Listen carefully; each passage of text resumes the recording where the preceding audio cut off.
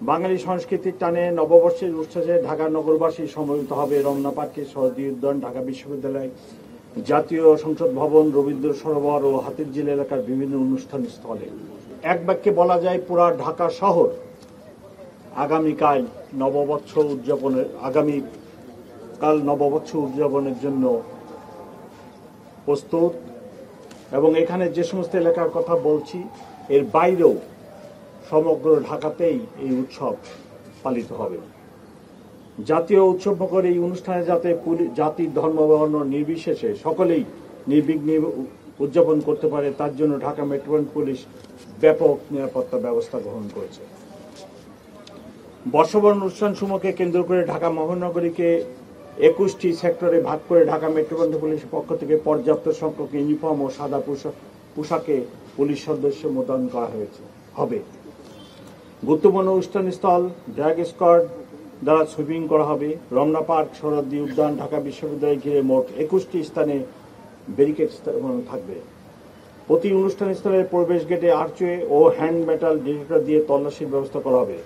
অনুষ্ঠানস্থল ও শোভাযাত্রার রুটসমূহ CC camera দ্বারা, still camera, video camera ও drone camera দ্বারা সার্বক্ষণিক মনিটরিং করা হবে। অনুষ্ঠানস্থলের চারপাশে শোভাযাত্রার রুটে পর্যাপ্ত পরিমাণ পিকেট, ফুড, পেট্রোল ও লাইনিং ব্যবস্থা থাকবে। ডিবি, সিটিটিসি পর্যাপ্ত সোয়াট সংখ্যক পুলিশ সদস্যগণ সাদা পোশাকে মোতায়েন থাকবে। ইফটিজিং, ছিনতাই, অপকৃত প্রতিরোধে সাদা পোশাকে পুলিশ দল মোতায়েন থাকবে। রমনা পার্ক, শরৎ উদ্যানের অভ্যন্তরে লস্ট অ্যান্ড ফাউন্ড সেন্টার স্থাপন করা হয়েছে, সেখানে মাইকিং ব্যবস্থা থাকবে। গোয়েন্দা নজরদারি বৃদ্ধি ও সাইবার পেট্রোল সহ নববর্ষ কেন্দ্রিক অপপ্রচার রোধে সামাজিক যোগাযোগ মাধ্যমে যে কোনো অপতৎপরতা মনিটরিং করা হচ্ছে। সম্মানিত নগরবাসীগণ, আপনাদের নিরাপত্তার স্বার্থে তল্লাশি কাজে আইনশৃঙ্খলা বাহিনীর সদস্যদের সহায়তা কামনা করি। অনুষ্ঠানস্থলে কোনো প্রকার মুখোশ, ব্যাগ, ধারালো বস্তু ও ত্যায্য পদার্থ নিয়ে না আসার জন্য অনুরোধ করছি। নির্ধারিত সময়ের মধ্যে অনুষ্ঠান শেষ করতে হবে এবং অনুষ্ঠান স্থল ত্যাগ করতে হবে। কোনো ধরনের ফানুস, আতশবাজি ফোটানো যাবে না এবং শব্দ দূষণ হয় এরকম কোনো বাঁশি ব্যবহার করা যাবে না। বর্ষবরণকে কেন্দ্র করে কোনো বাণিজ্যিক পণ্যের বাজারজাত করা যাবে না, বিশেষ করে শোভাযাত্রায় এবং অন্যান্য যে সমস্ত প্রোগ্রাম আছে সেই সকল প্রোগ্রামে। রমনা বটমূলে ছায়ানটের অনুষ্ঠান সকালে শুরু হবে এবং তাদের দ্বারা নির্ধারিত সময়ে শেষ হবে। উক্ত অনুষ্ঠানে 3টি গেট দিয়ে কেবল প্রবেশ করা যাবে। অনুষ্ঠান থেকে কেবল বের হওয়ার জন্য 2টি গেট ব্যবহার করা যাবে। আমি যেনারা ছায়ানটের প্রোগ্রামে আসবেন ওনাদেরকে আমি রিকোয়েস্ট করব, বিশেষ করে যিনারা বেগম সাহেবদের মহিলা নিয়ে আসবেন, সাথে শিশু নিয়ে আসবেন, তারা যেন অত্যন্ত সতর্কতার সাথে ভিড় এড়িয়ে প্রবেশ করেন এবং নির্ধারিত মহিলা ও শিশুদের জন্য যে গেট আছে সেই গেট দিয়ে অনুষ্ঠান শেষে বাইরে চলে যান। শরৎ উদ্যানের পরিবেশনে 3টি গেট দিয়ে প্রবেশ করা যাবে এবং বের হওয়ার জন্য 3টি গেট ব্যবহার করা যাবে।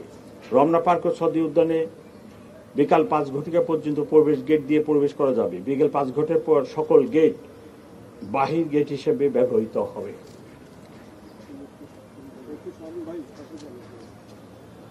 শোভাযাত্রার সময় শরৎ উদ্যানের পশ্চিম পাশে চারুকলার অপোজিটে যে গেট আছে এই গেট বন্ধ থাকবে এবং এই গেট দিয়ে তখন কোনো মানুষ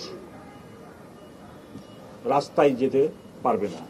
বর্ষবরণ শোভাযাত্রা 14 এপ্রিল সকালে শুরু হবে। শোভাযাত্রাটি চারুকলা হতে শুরু হয়ে শাহবাগ মোড়, টিএসসি, শহীদ মিনার, দোয়েল চত্বর, বাংলা একাডেমি, টিএসসি হয়ে পুনরায় চারুকলায় গিয়ে শেষ হবে। শোভাযাত্রার পুরো রুটটি নিরাপত্তার চাদরে ঢাকা থাকবে। পাশ থেকে বিকল্প পথে শোভাযাত্রায় প্রবেশ করা যাবে না। শোভাযাত্রায় যিনারা যোগদান করতে চান তাদের জন্য আমরা একটি ম্যাপ এবং রুট নির্ধারণ করে দিয়েছি।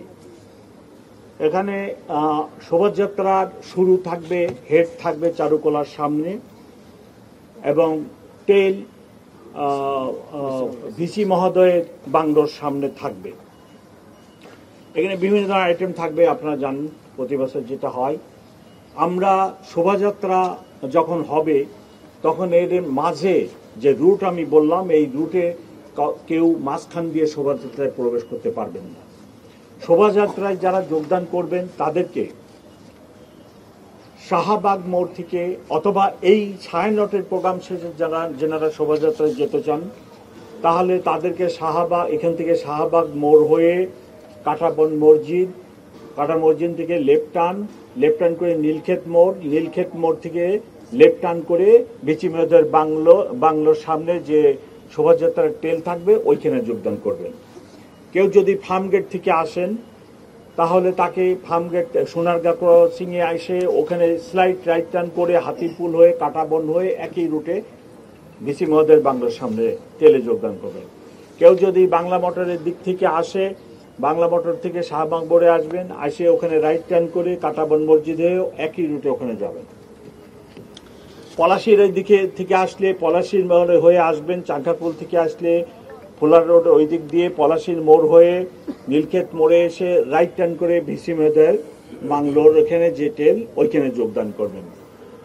এই হলো আমাদের শোভাযাত্রায় যোগদানের জন্য এই রুট নির্ধারণ করছি আমরা। কিন্তু সেখানে দিয়ে শোভাযাত্রায় যোগদান করা যাবে না, নিরাপত্তার স্বার্থে আমরা এটা অ্যালাউ করব না। বাংলা নববর্ষ উদযাপনের দিন কতিপয় সড়কে যানবাহন চলাচল নিয়ন্ত্রণের লক্ষ্যে বিভিন্ন পয়েন্টে ডাইভারশন ব্যবস্থা থাকবে। ট্রাফিক কর্তৃক নির্ধারিত স্থানে যানবাহন পার্কিং করতে হবে। সম্মানিত নগরবাসী অবগতির জন্য ডাইভারশন পার্কিং এর স্থানসহ প্রিন্ট ও ইলেকট্রনিক মিডিয়ায় ইতিমধ্যে প্রচার করা হয়েছে। এখন আমার সাথে আমার সহকর্মী অতিরিক্ত পুলিশ কমিশনার ট্রাফিক সাথে আছেন, উনি আপনাদেরকে ট্রাফিক সম্পর্কে 1-2 মিনিট বলবেন। আপনাদের সবার মনে একটি প্রশ্ন, আমি এই ব্রিফিং শেষ করলে একটি প্রশ্ন করবেন আমাকে, সেই প্রশ্নটির জবাব আমি আগেই দিয়ে রাখছি। সেটা হলো যে আপনারা সবাই জানেন গত রাত্রের আগের রাত্রে একটা অড সময়ে 5টার দিকে একটি মোটিভ যেটা তৈরি করা হয়েছিল শোভাযাত্রায় ব্যবহারের জন্য, সেটিতে একদল দুষ্কৃতিকারী আগুন দিছে।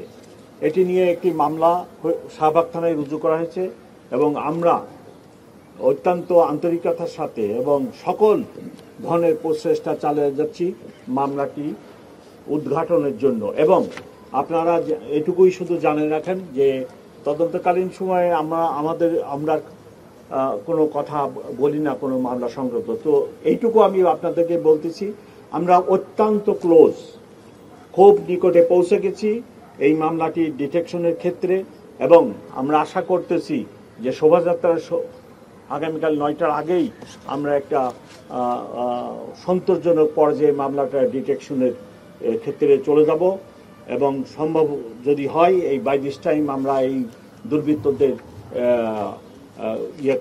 অ্যারেস্ট করতেও সক্ষম হব ইনশাআল্লাহ।